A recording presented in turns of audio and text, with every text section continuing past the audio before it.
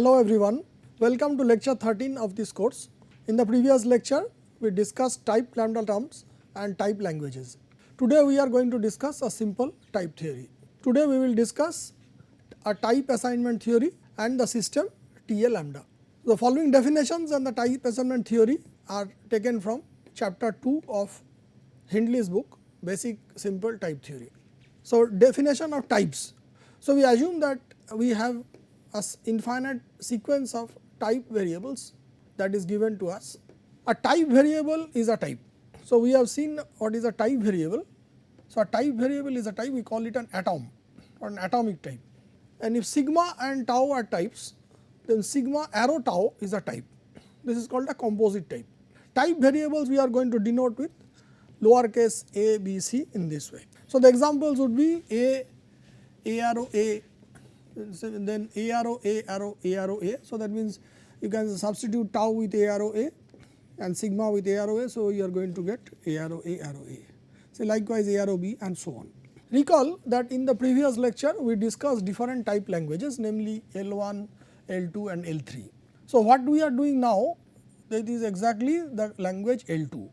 So, it is polymorphic but weak because there is no universally quantified types. The type theory for this language is called simple type theory. Now, we define the type assignment. So, when we are moving from pure lambda calculus to the type version, we have two things. One is a lambda term and another is a type term. So, the type assignment gives a type to a lambda term.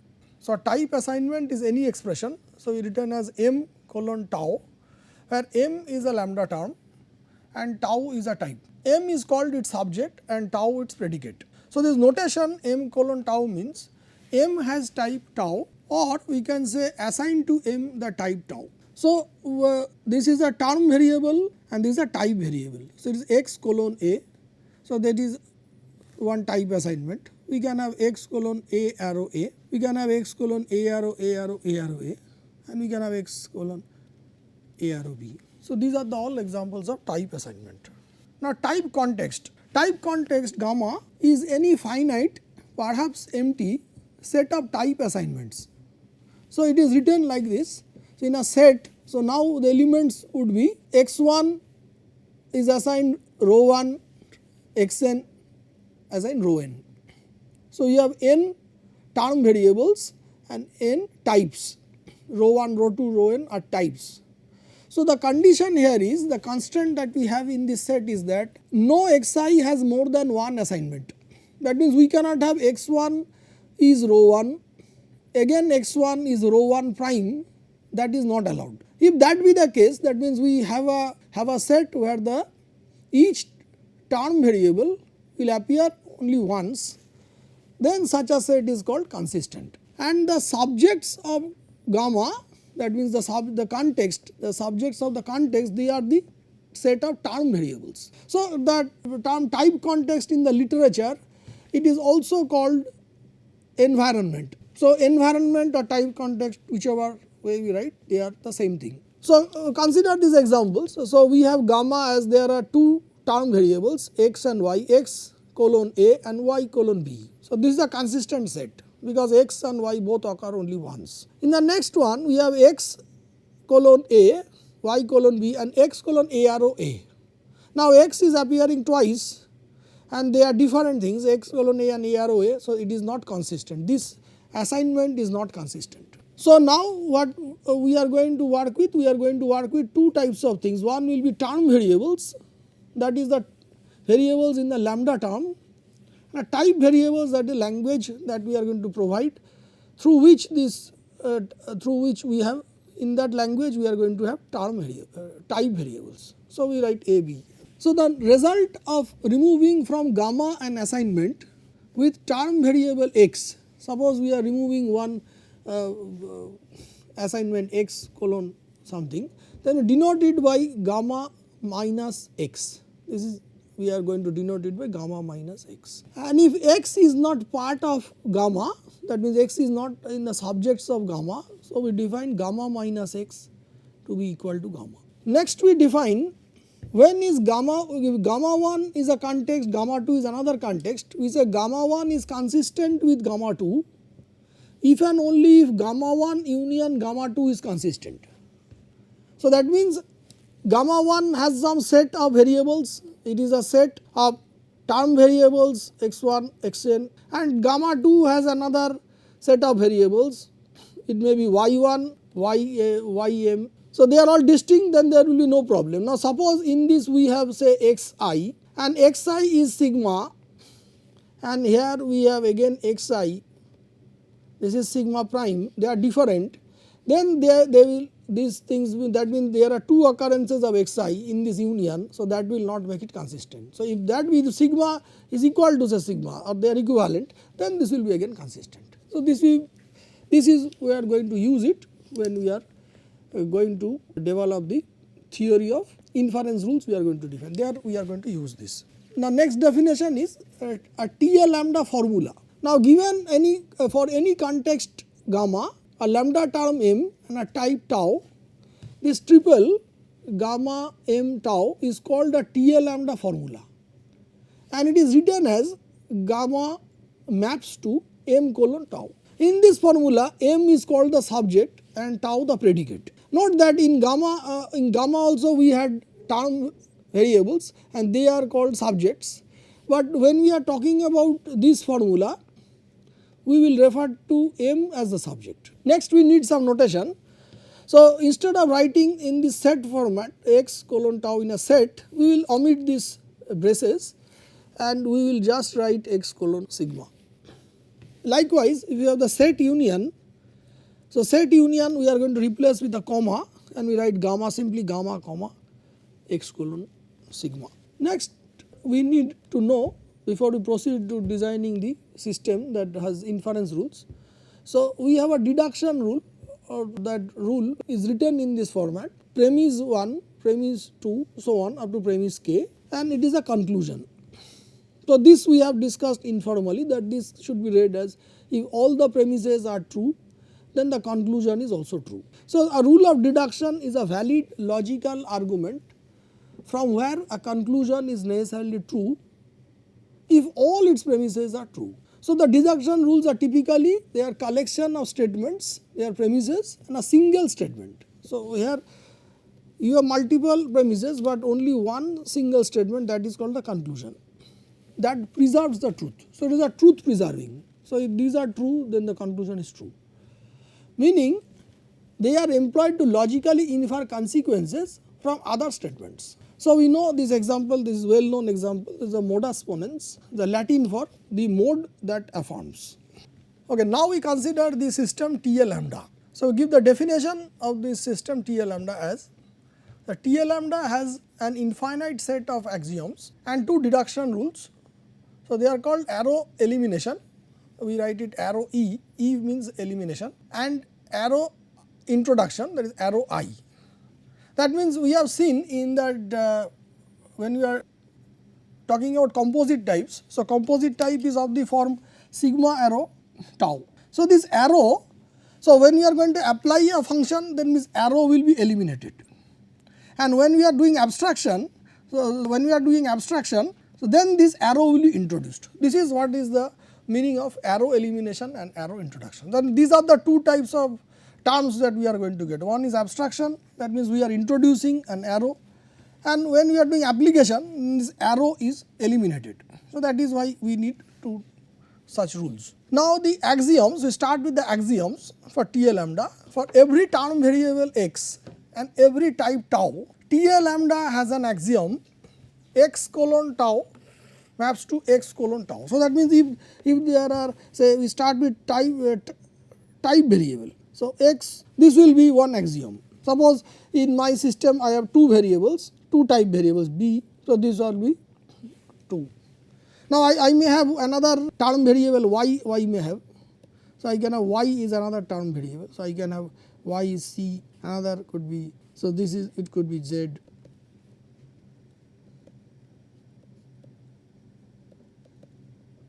So likewise these are all instances of the axioms. Now the deduction rules, so we start with arrow E, that is the application.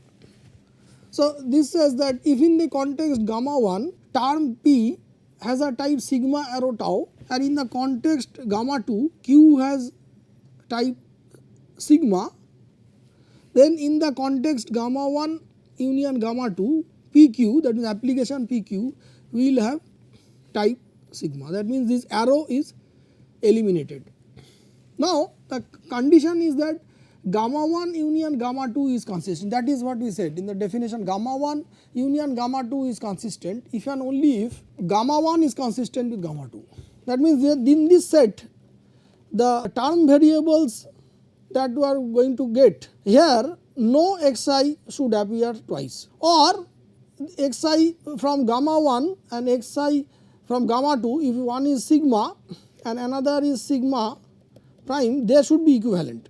If one is from the gamma 1, if I am getting sigma I and gamma 2 I am getting sigma I, sigma prime, then these two should be sigma and sigma prime should be equivalent, then it is okay. If they are not equivalent, that means we are having multiple occurrence xi, then it is not consistent. So this is the purpose of saying gamma 1 union gamma 2 is consistent. So this is simple function application. That means if gamma 1 is equal to gamma 2, then it will be gamma 1 equal to gamma 2 equal to gamma, then we say this will be sigma arrow tau and sigma it will be tau, that means arrow is eliminated. Next we have the introduction, rule for introduction, arrow I. Now this says if in the context gamma P has type tau, then gamma minus x will have, we write lambda x dot p, that means lambda x dot p type. Now we are introducing arrow I, that means the lambda x dot p type will be sigma arrow tau. Now here the condition is gamma is consistent with x colon sigma. So there are two cases to consider. One is x colon sigma is an element of gamma. That means this x colon sigma is removed from gamma. That means it is called discharged or cancelled x from gamma. So this arrow I means cancel or discharge x from gamma. Then we are going to have, that means it was part of this gamma, that means it was part in the, we can write it a gamma prime union x colon sigma, then it was removed, now it will be gamma prime. So here it will be lambda x dot p will be sigma, because x has type sigma, so it will be a mapping from sigma to tau, so it will be sigma arrow tau. Otherwise, suppose x is not, x colon sigma is not an element of gamma, then we call discharge x, that means it is not there, so it discharges vacuum, and gamma minus x does not, it will be gamma. So these two cases are written separately in this way. This is, we can say, case 1 of this rule, case 2 of this rule. So one means x does not belong to subjects of gamma 1. That means we have split up gamma into gamma 1 and x such that x is not part of, that means this is consistent. Gamma 1 union x, this is consistent. So if that be the case, we are removing this part. When we are removing this part, that means we are introducing arrow. So x is sigma, so this is sigma arrow tau. So this is case 1. Now case 2, x is not an element of gamma 1. It is not there, it is part of this. That means we say we vacuously discharge it. That means we have lambda x colon p will be sigma arrow tau. So thus we have two deduction rules, one is arrow E and another is arrow I, and the axioms. Now the deduction, now using these rules we have to discuss deduction. So TA-lambda deduction, we write delta is a tree of TA-lambda formulae, those at the tops of branches being axioms and those below being deduced from those immediately above them by a rule. That means when we are giving a deduction of this formula, then the deduction structure will look like, when it is completed, at the top of the branches we are going to see the axioms, and intermediate places we are going to see the rules, application of this rule, arrow E or arrow I. This is what it is said here. We call delta a deduction of this formula gamma m tau, the triple, and say that this triple, the formula is TA-lambda deductible. Now when gamma is empty set, the deduction may be called a proof of the assignment m colon tau. The construction of the proof tree is bottom up. At the bottom is the conclusion and at the top are the axioms. So this will be the structure of the deduction, and we are going to see some examples through which we are going to understand this meaning of deduction.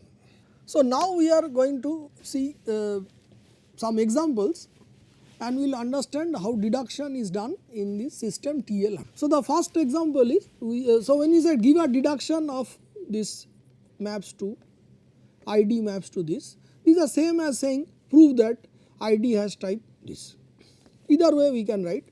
So, we can write I prove that ID has type something or give a deduction of this formula. That means here that gamma is empty, here gamma is empty set. So, ID is lambda x dot x. ID we know it is lambda x dot x. So, that means it has a abstraction. So, that means the rule that is going to be applied is arrow I. Now, arrow I rule says that means now we are going to see case 1 of that rule. So, if x does not belong to subjects of gamma 1 we are going to see that rule. What it says? Gamma 1 x colon gamma 1 and x colon this one sigma. If this gives p colon tau, then gamma 1 maps to lambda x dot p colon this. That means this is the conclusion of this rule and we have to prove this one. That means this would be also the conclusion of some proof or some deduction. So, the starting point of our proof will be this part. That means we will substitute this into this place. If you substitute this, we are going to get this. So, now we see that in the conclusion part we have to write this one. This is what we have to prove. So, this will be our conclusion part. Now, this we are going to match with this rule, whatever this rule says. Here if we match it, so here first one will be gamma 1 will be empty set. This is what we have obtained. Here there is no gamma 1. So, this is empty set. Now, it is lambda x dot x, that means p will be x. So, we have written p is x. Then it is written this is sigma arrow tau, that means this will be tau, this will be sigma. That means sigma will be a arrow a and tau will be a arrow a, and x is equal to here x, it is also x. So, x is this x. So, we have formed a complete pattern matching of the given conclusion, that means the rule's conclusion with what we have to prove. That means this rule is applicable then here. What is the meaning in this pattern matching? It means that this rule is applicable. So, then by virtue of the rule we know that the premise should be of this form, gamma 1 comma x colon sigma maps to p colon tau. Now, we just substitute there whatever this symbol stand for. So, it will be gamma is empty, x is x, sigma is a arrow a, p is x, tau is a arrow a. Now the premise part is as per this rule. Now, this premise is an axiom. It is a type variable and this is a type. This is a time variable, this is a term variable and this is a type. This is a term variable and this is a type. So, this is an axiom. So, deduction tree, at the bottom we have the conclusion and at the top we have the axiom. So, since this is axiom, so we stop, and this is the deduction of this or this is the proof of this. So, we are done.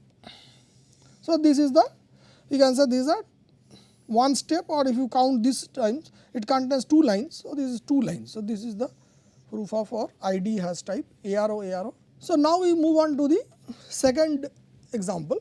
So, we have to prove that now we have, so this is a shorthand of writing lambda x dot lambda y dot lambda z dot y x z equal something. So, we have to prove that this m has type this one that given. So, how do we proceed for this example? Our first thing that we note that it is of the form lambda x dot something, this is this something part. Because it is lambda x dot this, so that means it is the abstraction, and hence we have to apply arrow I. So, that means arrow I when we are going to consider first.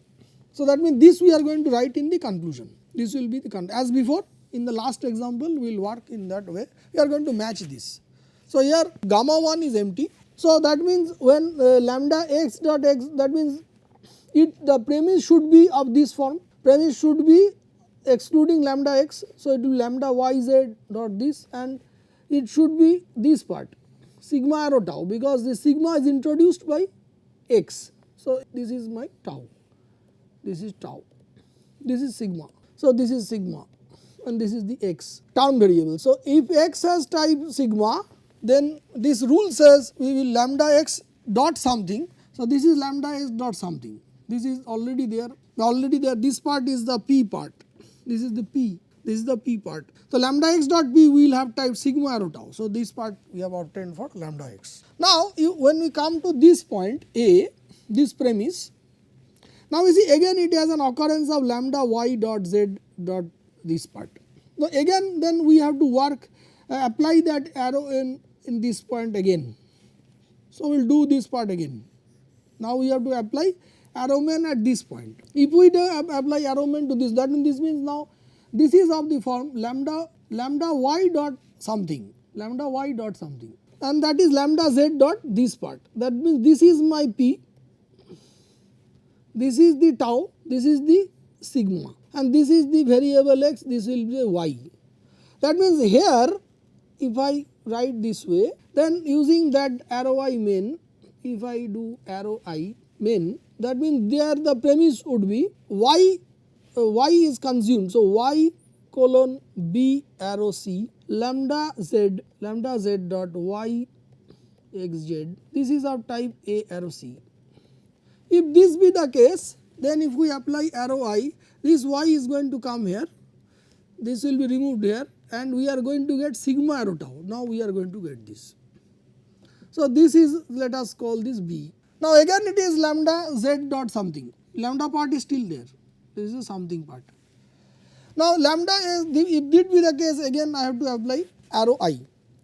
So, arrow I am going to apply, so y b arrow c lambda z dot y x z a arrow. This is my conclusion here. Now, this premise I have to use by rule. So, here if I had used rule arrow I main, I would have got this. That means this z I should have z here should be something. Now, what would be z here? This is tau. So, z is c, and this will be then y x z, this will be of type sigma. So, this is sigma. So, this is a. So, if I use arrow I main, so I am going to get lambda z dot y x z is a arrow c. So, now at this point, now there we have no lambda, abstraction part is not there. So, now how to proceed from this one, because it is mn form. So, we have to now use arrow e, somewhere we have to use arrow e. So, we are going to now use arrow e. So, what we have obtained, so let us see what these things now in a better way. So, this is what. So, this was our a, first time we applied arrow I main, so we got this. Then we applied again arrow I, we got this lambda z. Now, from this point lambda z, we got this part. Now, we had this, we had y x z part we had. This is the point that we obtained there. So, y x z is what we got. This does not have any lambda. So, we have to now use arrow e. So, arrow e if we use here. So, that means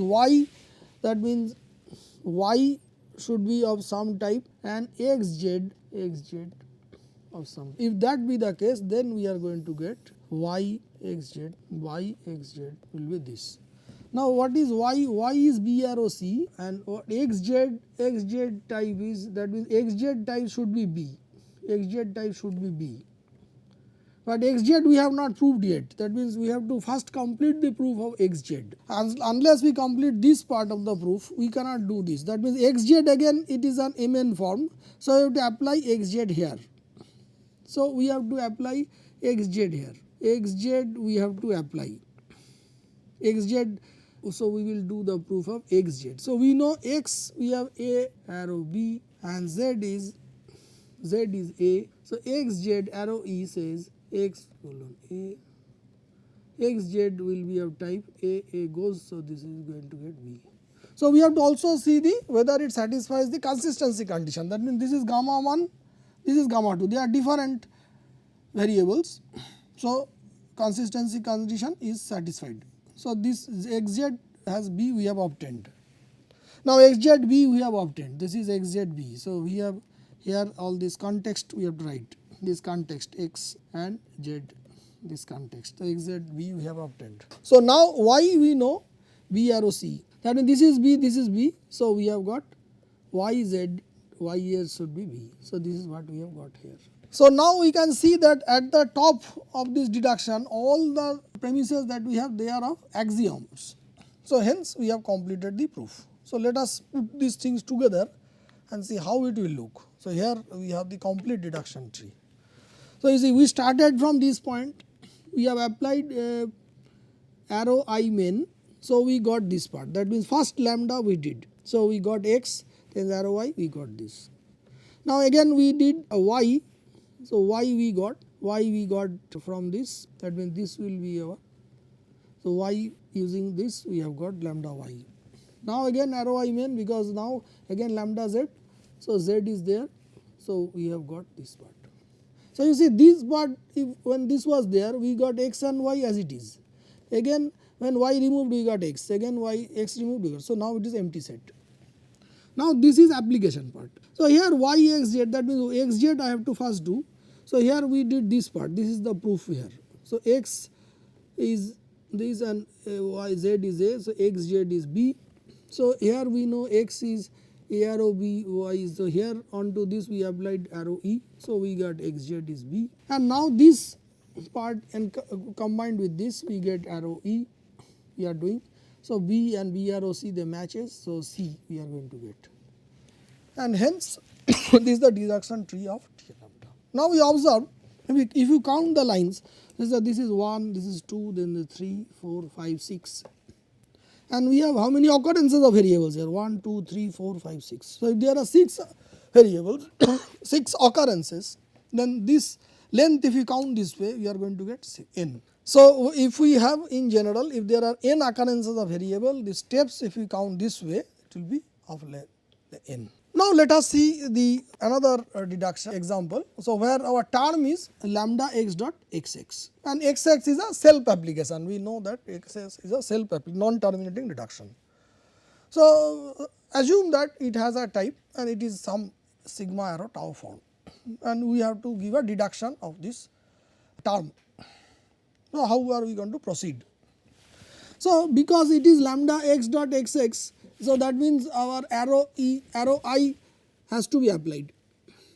So, if arrow A is applied, then we are going to get the premise should be, if premise is sigma x colon sigma xx, then we are going to get lambda x this part. This is the first step. So, the premise should be like this. Now, premise we do not have any lambda x, abstraction is not there. So, it is application. So, that means arrow E has to be applied here on this. So, there are two terms, both are x. So, that means for each x there will be a deduction. So, this x is our deduction, so delta 1, this x is our another delta 2. From these deductions we are going to apply arrow E and we are going to get the thing. So, let there be two deductions, and for some sigma, so we know that sigma prime should be tau, because finally we are going to get tau here. So, we have these two deductions would be like this. So, we have x has type row arrow row prime, and this is one part, this is an x, this is one, this is on axiom say, that means of the deduction, and then we have x is row, x as row. So, now we are going to apply arrow E. Arrow E if I am going to apply, then this row vanishes and we are going to get row prime which is tau. But the point here is this row and row arrow tau, row and row arrow row prime, these two types are not equivalent for any row prime. You see very carefully, one is of structure row, another is row arrow row prime. These two things are not equivalent for any row prime. Thus, the consistency condition given in arrow E is violated. Consistency condition says that gamma 1 union gamma 2 is consistent. Here gamma 1 union gamma 2 means there are two occurrences of x and both the types are different, they are not equivalent. So, that means x has type sigma 1 like and x has type sigma 2, both are not equivalent, hence this condition arrow E is violated. Thus, this condition, this consistency condition in arrow E does not allow this term to have a type. Thus, this term is not typeable in TA-lambda. So, we know that xx is a non-terminating term. That means intuitively we can say it should not have a type. So, using our system TA-lambda, we have also established that TA-lambda xx does not have a type. So, lambda x dot xx will not have a type. From that we can conclude if any term contains xx as a subterm, that term will not have a type. That means this will not be typeable in the system TA-lambda. And this also illustrates that the main purpose of the consistency condition in ROE, and the consistency ROE will, if it is not typeable, these things will be violated, ROE condition will be violated. So from this we note that not every lambda term has a type in TA-lambda. So xx as a term, lambda x dot xx is a term in pure lambda calculus, but it is not typeable in TA-lambda. So only some of them, that means the entire class of lambda terms. So if you have, this is the class of pure lambda terms, this is the pure lambda terms, some of them will be typeable. So these are typeable terms, and these are not typeable. These are the things that we get. So what will be the class of terms that are not? One class would be, if it contains a subcom SA, we can simply say it is not typeable. Later on also we are going to show via an algorithm that these terms that contain xx will not be typeable. So this is the first thing that we have obtained from TA-lambda. That means some restricted class of pure lambda terms that we had studied earlier, restricted terms that we are going to study here. And we are later going to see more properties about what are the restricted terms, what does this related to termination, and all these related aspects or properties of those terms we are going to study later. Which terms will be typeable, so these properties we will see in the next lecture. So now we want to see the types of the type languages that we have given, that when this types was introduced into lambda calculus church. So there are two approaches. Broadly we can say there are two approaches. One is a la Church. It was done by Church in 1940, and a la Curry it was done in 1934. So these are the basic two paradigms that we say that type lambda calculus was introduced in this way.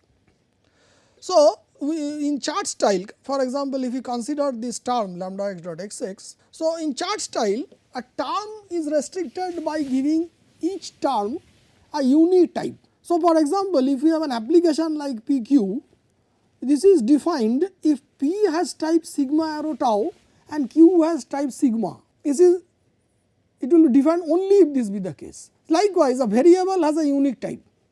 That means if x has type sigma arrow tau, it cannot also have type sigma. So that means x has type both sigma arrow tau, and it is also having tau sigma, that is ruled out. So this term cannot be a type term, hence this term is excluded. So in chart style, certain terms will be excluded, they will not be given types in chart style type theory. Now in the Curry style says that, well, we will consider all the terms that are there in the pure lambda calculus. Now we are going to have some rules that will assign types to some terms and not to others. So the type rules will say which terms will be typeable, which terms are not typeable, and so every term is considered here. So every term is part of the system. So in that example, in the language that we studied, the type language, this lambda x dot xx is part of the system, and the system, the rules that we had ROE, we were not allowed, when we applied ROE, the certain conditions were violated, the consistency condition, though the rule did not allow that term to have a type. So this is the idea about Curry. So what we did in the language, we have done Curry style, and TA-lambda, the language, that is called Curry style type language. So there is a very nice account of this in Hindley's book. So you are requested to please take a look at this in detail. So to summarize, so today we discussed a simple type theory, and we gave a type assignment theory. The TA means type assignment, and we gave a system for deduction of lambda terms in this system, which is called TA-lambda. So the recommended article would be Hindley's book, Basic Simple Type Theory, and chapter 2. So we stop here. Thank you for your kind attention.